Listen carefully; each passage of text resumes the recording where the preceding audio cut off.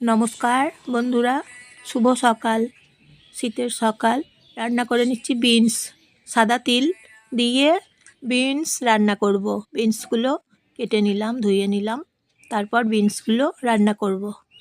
সাদা তিল প্রথমে রোস্ট করে নেব বিনা তেলে। কড়াই গরম করে নিচ্ছি, কালো জিরে দিচ্ছি, তারপর সাদা তিল দেবো, দিয়ে দিলাম, ভেজে নেব। তেল দেবো না এখন, পরে তেল দেবো। 1 মিনিট ভেজে নিচ্ছি। আর এই বিনসের অসাধারণ রেসিপিটা জানেন তো, খেতে দুর্দান্ত স্বাদের, দুর্দান্ত স্বাদ হয়েছে। এই যে তেল দিচ্ছি, এবার ভাজা হয়ে গেছে প্রথমে, তারপরে তেল দিচ্ছি।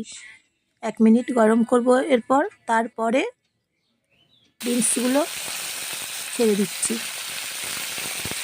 তারপর নেড়ে চেড়ে ভেজে নেবো 1 মিনিট বিনসগুলো তেলে।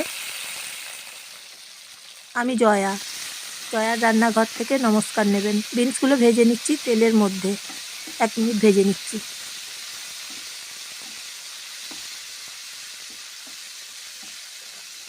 শরীরের জন্য উপকার। জল দিচ্ছি। বিনস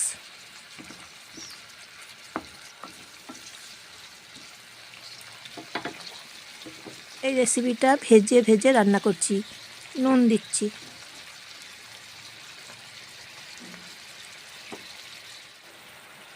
হলুদ গুঁড়ো দিচ্ছি,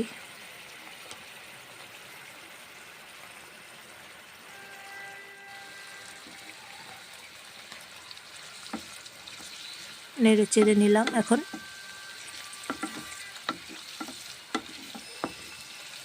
1 মিনিট নেড়ে চেড়ে নিচ্ছি, এইভাবে রান্না করে নিচ্ছি।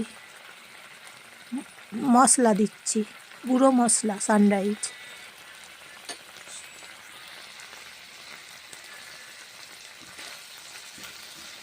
মশলা দিয়ে তারপরে মশলা দেওয়ার পরে নেড়ে চেড়ে নিচ্ছি 1 মিনিট।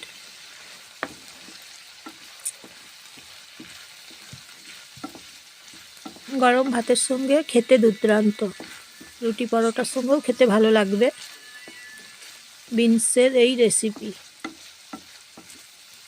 তিল, সাদা তিল আর বিনস, স্বাদটা খুব সুন্দর হয়েছে। তাই কমেন্ট করে জানাবেন কেমন হয়েছে বিনসের তরকারি। সাবস্ক্রাইব করে দেবেন, লাইক শেয়ার কমেন্ট করবেন। মুগের ডাল দিচ্ছি সামান্য, লাইক শেয়ার কমেন্ট করবেন, আর সবাইকে, প্রিয়জনদের সবাইকে শেয়ার করে দেবেন।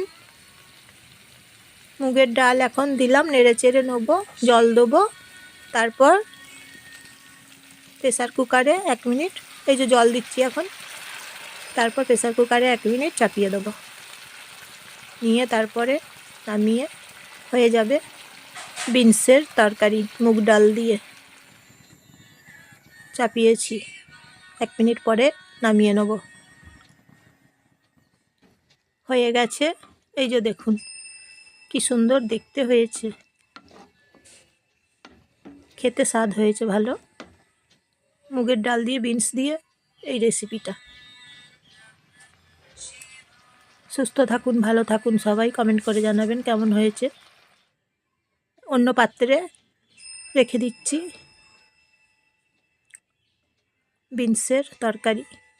আজকের মতন আসি, আবার নতুন রান্না নিয়ে।